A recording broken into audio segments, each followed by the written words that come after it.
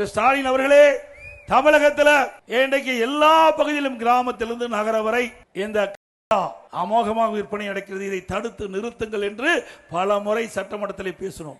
எங்களுடைய சட்டமன்ற உறுப்பினர்கள் பேசினார்கள், பொதுக்கூட்டத்தில் பேசினோம், ஊடகத்தின் வாயிலாக வெளிப்படுத்தினோம், பத்திரிகையின் வாயிலாக வெளிப்படுத்தினோம்.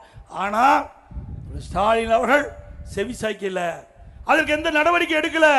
இன்றைக்கு போதை பொருள் நிறைந்த மாநிலமா தமிழ்நாடு காட்சியளித்துக் கொண்டிருக்கிறது.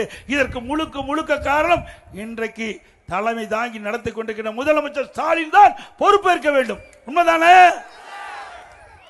நாங்கள் சொல்லுகின்ற பொழுது இந்த போதைப் பொருள் நடமாட்டத்தை தடுத்து நிறுத்தி இருந்தால் இன்றைக்கு இதை தவிர்த்திருக்கலாம். இந்த போதை ஆசாமிகளால் தான் அங்கங்க கொல்ல, திருட்டு, வழிப்பறிவு, பாலியல் கொடுமை நடக்கின்ற சம்பவம் இந்த போதை ஆசாமிகளால். ஆக அதிமுக ஆட்சிக்கு வந்தா 3 மாதத்தில் நிச்சயமா உங்கள் துணையோடு அதிமுக ஆட்சி அமைப்பது உறுதி. ஆட்சி அமைத்து 3 மாதத்தில் தமிழகத்தில் போதைப் பொருள் அறவாக ஒழிக்கப்படும்.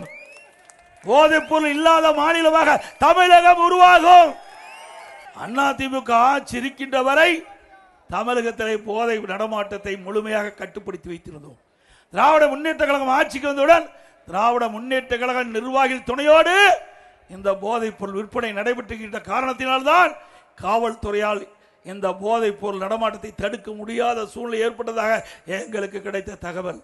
ஆக இன்றைக்கு காவலர்களே இந்த போதை ஆசாமியால் பாதிக்கப்படுகிறார்கள். அப்படிப்பட்ட ஆட்சி தேவையா?